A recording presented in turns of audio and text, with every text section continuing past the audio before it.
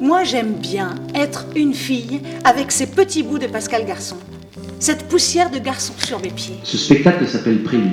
Non mais attends, tu es qui toi? Qui je suis? Bon, pour faire simple, je suis ta sœur. Ma sœur? Oui. Waouh, j'ai une sœur. Waouh, j'ai une sœur. J'ai une sœur. On se calme. Plus je le savais même pas. Bah, c'est normal, t'es pas encore né.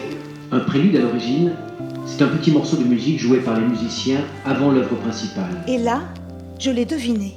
Là, sous mes pieds. Dans un autre monde, un monde inversé.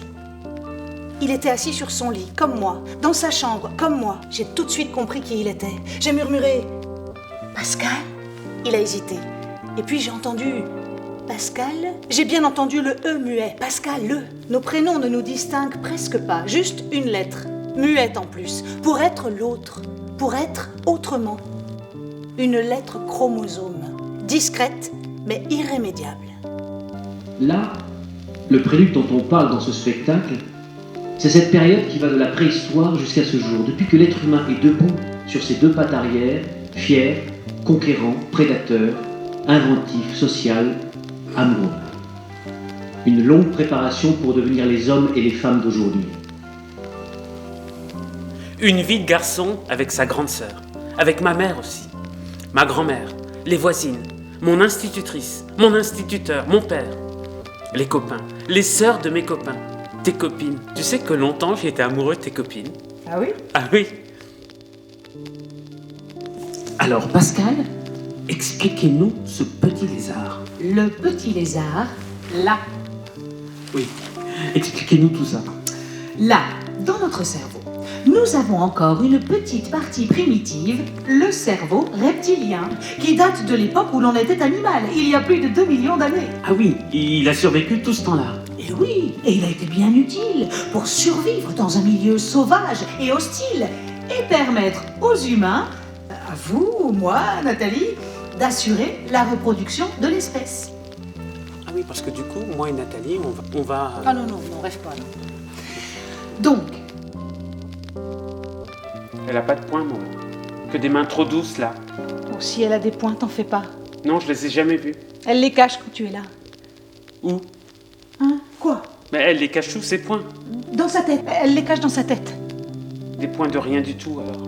Non, des points serrés si fort dans sa tête qu'ils peuvent faire peur et éloigner les méchants. Mais pourquoi elle s'en sert pas, là?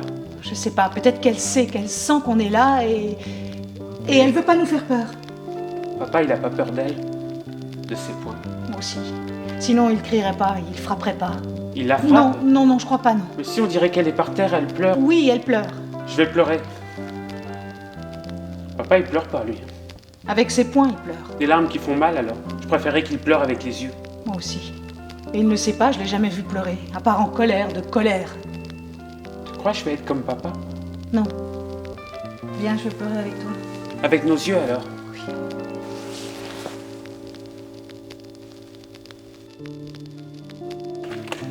Non mais des copains, des copines, j'en ai.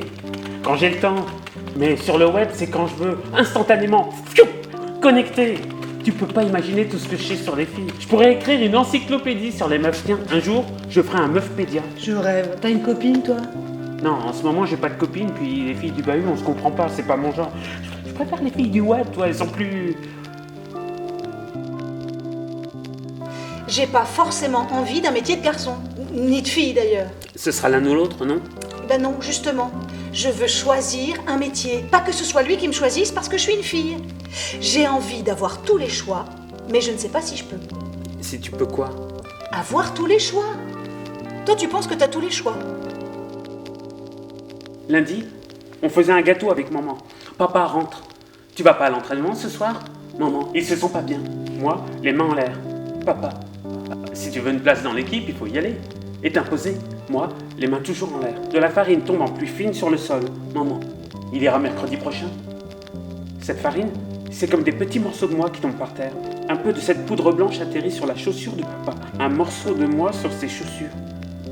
Je replonge mes mains dans le plat et mélange énergiquement, consciencieusement. Une mèche de cheveux me tombe sur les yeux, je la dégage vivement et me met de la pâte partout sur le visage. Alors maman intervient et me fait une petite couette avec une pince à linge. Oh non, maman, pas ça, pas maintenant.